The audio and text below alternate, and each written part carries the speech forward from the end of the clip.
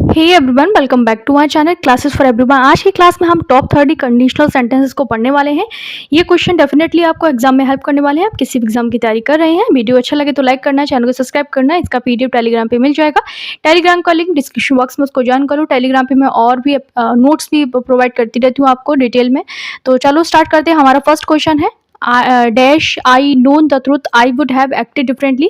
तो इसमें right option क्या होगा? इफ होगा, हैड होगा, शुड होगा या फिर वर होगा। अब अपना आंसर आप सोच लो पहले, फिर मैं आपको एक्सप्लेन करती हूँ इसमें राइट ऑप्शन क्या होना चाहिए। ज्यादातर लोग सोच रहे हो यहाँ पे इफ आना चाहिए, कुछ सोचेंगे हैड आना चाहिए। इन दोनों में तो कंफ्यूजन होगा ही होगा आपको। तो क्या आना चाहिए यहाँ पर? यहाँ क्या बात की जा रही है? ये क्या है? ये पहले सेंटेंस पहचानो। ये सेंटेंस क्या? थर्ड कंडीशनल का टाइप है जो पास्ट का अनरियल सिचुएशन बताता है। ठीक है, अगर मुझे ट्रुथ पता होता तो मैं अलग तरीके से एक्ट करता। ये क्या है? पास्ट की अनरियल कंडीशन की बात करता है। उसको ट्रुथ पता नहीं है और वो कैसे एक्ट करेगा? एक अनरियल बात करी जा रही है ना, जब पता ही नहीं है कुछ, मतलब हवा हवा में बात हो रही है। नॉर्मल स्ट्रक्चर क्या होता है? जो हमारा नॉर्मल स्ट्रक्चर होता है, इफ होता है, प्लस सब्जेक्ट होता है, प्लस हेड होता है, प्लस यहाँ पर बी3 होता है। ठीक है, ये होता है। और जो कॉमा वाली जो के बाद वाली जो क्लॉज होती है उसको किस में बनाते हैं? उसको बनाते हैं सब्जेक्ट होता है प्लस वुड हैव। यही तो होता है, यही तो आपने पढ़ रखा है। पर यहाँ पर बात क्या की है? लेकिन जब इफ हटा देते हैं तब हेल्पिंग वर्ब हेड सेंटेंस के बिगनिंग में आता है। ठीक है, अगर जब इफ हटा देंगे, हमने यहाँ सपोज इफ हटा दिया तो हेल्पिंग वर्ब पहले आया ना यहाँ से। ठीक है, हेल्पिंग वर्ब पहले आ गया ना, तो head plus subject plus B3 यहाँ पर हमारा स्ट्रक्चर हो जाएगा। तो हमारा राइट ऑप्शन हो जाएगा हेड हो जाएगा। यहाँ पर क्या हो जाएगा? हेड हो जाएगा। इफ अगर यहाँ होगा तो हमें हेड चाहिए होगा, क्योंकि यहाँ पर हेड पहले से नहीं है। क्या अगर ऑप्शन में इफ लगाएंगे तो if I known the truth हो जाएगा, जो कि गलत हो जाएगा। इफ के बाद में प्रॉपर स्ट्रक्चर होना चाहिए, if I had known the truth. आपको समझ आ रहा है मैं क्या बात कर रही हूँ? अगर आप इफ लगा दोगे उसके बाद में, तो हैड तो यहाँ पहले से दिया ही नहीं है, तो इफ तो हो ही नहीं सकता है। ये आपको याद रखना है, ये स्ट्रक्चर ही गलत हो जाएगा। इफ का स्ट्रक्चर ये होता है, if plus subject plus had. अगर यहाँ हैड होता तो ये हो सकता था, क्योंकि नहीं दिया है इसलिए had I known the truth हो जाएगा। ये करेक्ट इन्वर्जन स्ट्रक्चर यहाँ पर बनेगा। यहाँ पास्ट में एक इमेजिनरी सिचुएशन बताई गई है। स्पीकर कह रहा है कि अगर तुम्हें सच पता होता तो मैं अगर मुझे सच पता होता तो मैं अलग तरीके से एक्ट करता। ठीक है, तो यहाँ पर जो राइट ऑप्शन हो जाएगा वो हमारा हैड हो जाएगा। आई होप आपको ये क्लियर हो गया होगा। क्योंकि इफ हम क्यों नहीं लगाएंगे, मैंने आपको बताया इफ हम क्यों नहीं लगाएंगे। इफ का मतलब यहाँ पर हो जाएगा कि हमें हेड भी चाहिए होगा, जो कि यहाँ पे नहीं है, और हेड लगा देंगे तो इन्वर्जन के साथ में हमारा जो आंसर है वो ठीक हो जाएगा। तो had I known the truth I would have acted differently, तो राइट ऑप्शन हमारा हेड हो जाएगा। नेक्स्ट देखते हैं, क्वेश्चन नंबर 2 है dash you need any help call me. तो इसमें राइट ऑप्शन क्या होना चाहिए यहाँ पर? अब आप सोच लो यहाँ पर राइट ऑप्शन यहाँ पर क्या होना चाहिए। यहाँ पर जो हो जाएगी नॉर्मल कंडीशनल स्ट्रक्चर, आपको याद रखना है। नॉर्मल जो फॉर्म होती है, if you need any help call me, ये होता है। और फॉर्मल इन्वर्जन इसका हो जाएगा should you need any help तो कॉल मी। तो should plus subject plus B बना जाएगा। यहाँ पर should plus subject plus B बना जाएगा। अब आपको याद रखना आंसर हमारा क्या हो जाएगा? शुड हो जाएगा यहाँ पर। ठीक है, अगर तुम्हें किसी हेल्प की जरूरत हो तो मुझे कॉल करना। एक नॉर्मल फॉर्म होती है कंडीशनल की, if you need any help. तो यहाँ पर इफ का कोई इफ यहाँ पर दिया ही नहीं है। इफ होता तो भी हो जाता है यहाँ पर। ठीक है, ये भी हो जाता। और ये जो इनफॉर्मल होता है, ठीक है, ये जो फॉर्मल इन्वर्जन होगा तो वो शुड हो जाएगा। ये यहाँ पर इन्वर्जन हो रहा है ना, जोड़ देने का। अगर चाहिए हो तो जरूर मुझे कॉल करना, इस तरीके की बात करा है। तो जब इन्वर्जन होता है ना, सब्जेक्ट से पहले वर्ब आता है, उसका मतलब होता है किसी भी सेंटेंस में जोड़ देना। तो वहां पे मदद के लिए जोड़ देने की बात की जा रही है। नेक्स्ट देखते हैं, question number 3 if he dash harder he would get better marks. तो यहाँ राइट ऑप्शन क्या होना चाहिए? आप सोच लो। तो if plus past simple subject plus would plus B बनाता है। प्रेजेंट या फ्यूचर के इमेजिनरी या फिर अनरियल सिचुएशन के लिए हम क्या यूज करते हैं? स्ट्रक्चर हमारा जो होता है तो होता है इफ प्लस सब्जेक्ट जो कि है, और फिर हमारा जो होता है वो B2 हो जाएगा यहाँ पर। ठीक है, और उसके बाद में would plus B1, would plus B1। तो यहाँ पर ये स्ट्रक्चर क्या हो? स्टडीड हो जाएगा। ठीक है, राइट ऑप्शन स्टडीड हो जाएगा। समझ आ रहा है ना? कमेंट करके जरूर बताना कैसा लगा video. If she had left earlier comma she dash the train. तो यहाँ राइट ऑप्शन क्या होना चाहिए? क्या कह रहा है? If she had left earlier, अगर उसने पहले छोड़ा होता तो उसे ट्रेन मिल जाती। तो ये क्या थर्ड कंडीशनल सेंटेंस है। ठीक है, if plus had plus B3 होता है यहाँ पर। If plus had plus B3 यहाँ पर दिया है। इफ प्लस हैड प्लस क्या है? B3 दिया है। तो हमें इधर का क्या बनाना पड़ेगा? हमें इधर क्या चाहिए होगा? Would have plus B3, would have plus V3 चाहिए होगा, तो वुड हैव कॉट हो जाएगा, ठीक है, वुड हैव कॉट हो जाएगा, ठीक है। अगर वो जल्दी निकली होती तो ट्रेन पकड़ ली होती, इस तरीके की बात कर रहा है। Question number 5, I dash dash I rich I would travel the world, तो इसमें राइट ऑप्शन क्या होना चाहिए? यहाँ पर ये इन्वर्जन का सेकंड कंडीशनल सेंटेंस है। नॉर्मल स्ट्रक्चर होता है if I were rich I would travel the world, और इन्वर्जन हो जाएगा तो वर आई रिच हो जाएगा, ठीक है, वर हो जाएगा यहाँ पर। नेक्स्ट है क्वेश्चन नंबर 6 है, if they dash more careful the accident would not have happen, तो इसमें राइट ऑप्शन क्या होगा यहाँ पर? अब आप सोच लें, यहाँ पर अगर वो केयरफुल होती तो एक्सीडेंट ना होता। ये पास्ट की अनरियल कंडीशन है, ये थर्ड कंडीशनल सेंटेंस है। इफ दे हैड बीन हो जाएगा, ठीक है, अगर वो ज़्यादा केयरफुल होते तो एक्सीडेंट नहीं होता। तो स्ट्रक्चर हो जाएगा if plus had been plus complement, ठीक है, if plus have been plus had been आएगा, ठीक है, इफ प्लस हैड बीन लिख दूँ यहाँ पे, if plus had been plus यहाँ पर ये कॉम्प्लीमेंट है, पूरा कॉम्प्लीमेंट। नेक्स्ट देखते हैं question number 7, what for your support I dash failed, तो इसमें राइट ऑप्शन क्या होना चाहिए यहाँ पर? अब आप सोच लो, यहाँ पर बट फॉर का मीनिंग होता है if it had not been for, ठीक है, बट फॉर का मतलब होता है if it not had been for, ये भी थर्ड कंडीशनल का ही आइडिया देता है, सेंस देता है। But for your support I would have failed, ठीक है, तुम्हारे सपोर्ट के बिना मैं फेल हो गया होता। बट फॉर योर का मतलब होता है बिना, ठीक है, ये बट फॉर योर सपोर्ट, तुम्हारे सपोर्ट के बिना मैं फेल हो गया होता, तो वुड हैव हो जाएगा यहाँ पर, ठीक है, क्या हो जाएगा? वुड हैव हो जाएगा, इसका स्ट्रक्चर हो जाएगा वुड हैव हो जाएगा। नेक्स्ट देखते हैं, यहाँ पर जो सेंस है इसका पूरा देख लो, जो ये जो बट फॉर है, इसका मीनिंग होता है, बट लिख दूँ आपको तभी तो आगे का समझ पाओगे। बट फॉर का जो मीनिंग होता है, जो यहाँ लगा है, इसका जो मीनिंग होता है if it had not been for, ठीक है, if plus had plus V3 अगर आया है तो आपका जो आगे वाला क्लॉज है वो वुड हैव प्लस V3 बनेगा, तो इसमें वुड हैव आ जाएगा। आप समझ आ गया? घुमा फिरा के एग्जाम में दिए जाते हैं इस तरीके के question. Unless you dash hard you will fail, तो इसमें राइट ऑप्शन क्या होना चाहिए क्वेश्चन नंबर 7 में? तो यहाँ पे हो जाएगा अनलेस का मतलब होता है, अनलेस का मतलब क्या होता है? इफ नॉट, यदि नहीं किया तो, ठीक है। अनलेस के साथ में उस वाली क्लॉज में कभी भी नॉट नहीं आता है, ये आपको याद रखना है। तो फ्यूचर कंडीशन में अनलेस प्लस प्रेजेंट सिंपल होता है, फिर फ्यूचर सिंपल होता है, तो प्रेजेंट सिंपल में क्या हो जाएगा? यू के साथ में वर्क का यूज करेंगे, वर्क हो जाएगा if you work hard you will fail, ठीक है। नेक्स्ट देखते हैं क्वेश्चन नंबर 9 है हमारे पास में, if I had seen him I dash him the message, तो इसमें राइट ऑप्शन क्या होना चाहिए? तो यहाँ पर क्या होगा आप सोच लो, इसका answer third conditional sentence if plus had plus V3 would have plus V3 वही वाला हो जाएगा। तो यहाँ क्या होना चाहिए? वुड हैव प्लस V3, तो हैड प्लस V3 दिया है हमें, तो I would have told him the message हो जाएगा, ठीक है। स्ट्रक्चर याद करो, provided that he dash on time we will start, तो इसमें राइट ऑप्शन क्या होना चाहिए? यहाँ पर जो प्रोवाइडेड दैट का मतलब होता है इफ, ठीक है, इसका मतलब होता है इफ, यदि होता है, ठीक है। फ्यूचर कंडीशन में सबऑर्डिनेट क्लॉज में प्रेजेंट टेंस का यूज होता है, provided that plus present simple plus future simple, provided that present simple, तो ही के साथ में हम कम्स का यूज करेंगे, इसको याद रखना है। Provided that he comes on time he will start, Hindi meaning इसका हो जाएगा अगर वो टाइम पर आता है तो हम स्टार्ट करेंगे, इस तरीके का हो जाएगा इसका सेंस, ठीक है।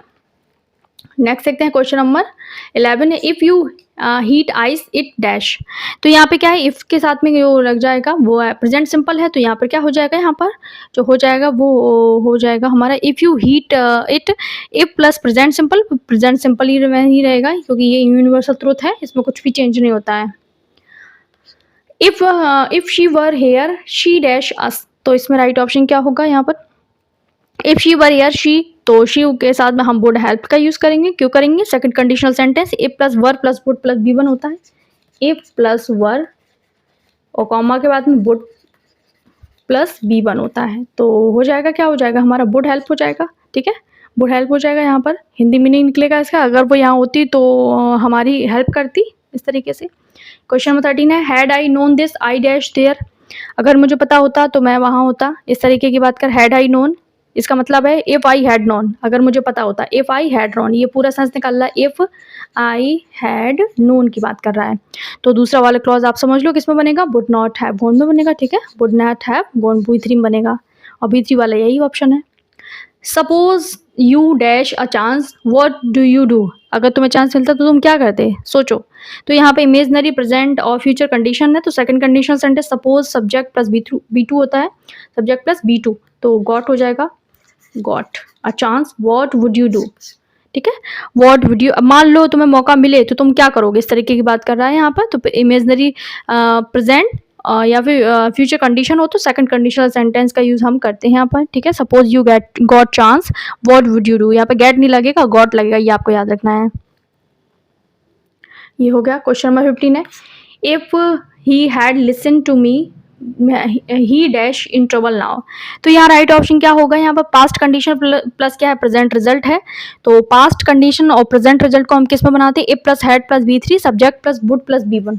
तो वुड प्लस बी1 बनाते हैं। अगर पास्ट की क्या है, पास्ट का क्या है, पास्ट की कंडीशन है यहाँ पर, अगर उसने सुना होता, ये पास्ट की कंडीशन है और ये प्रेजेंट का रिजल्ट है कि वो अब मुसीबत में है और ना होती रिजल्ट है। तो इस स्ट्रक्चर को याद कर लो। तो वो जो स्ट्रक्चर होता है तो किस में बनता है, वुड नॉट बी, नहीं होती के सेंस में, ये हैव बीन वाला नहीं आएगा यहाँ पर। नेक्स्ट देखते हैं क्वेश्चन नंबर 16 है, if I were you I dash this offer. तो इसमें राइट ऑप्शन क्या, अगर मैं तुम्हारी जगह होता तो ये ऑफर को क्या करता। तो यहाँ पर हो जाएगा, स्ट्रक्चर होता है क्या है ये, if I were you I would accept this offer हो जाएगा। ये कंडीशन, ये सेकंड कंडीशनल सेंटेंस है। If plus past simple subject plus would plus बी1 हो जाएगा, तो वुड एक्सेप्ट हो जाएगा यहाँ पर, ठीक है, वुड एक्सेप्ट हो जाएगा। नेक्स्ट है क्वेश्चन नंबर 17 है, dash it rain the match will be cancelled. तो यहाँ पर राइट ऑप्शन क्या होना चाहिए, आप सोच लो।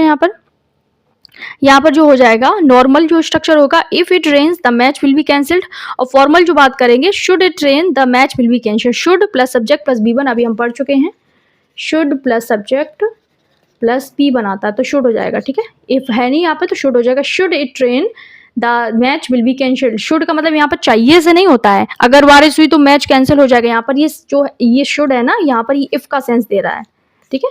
ये इफ है, यानी अगर बारिश हुई तो मैच कैंसिल हो जाएगा, ये याद कर लो, एग्जाम में आ सकता है। शुड का मतलब यहाँ पर क्या है, शुड का मतलब यहाँ पर इफ से आ रहा है, और इफ नहीं है तो हम शुड का यूज करेंगे, बस इतनी सी बात है, बस इतना सा समझना है आपको।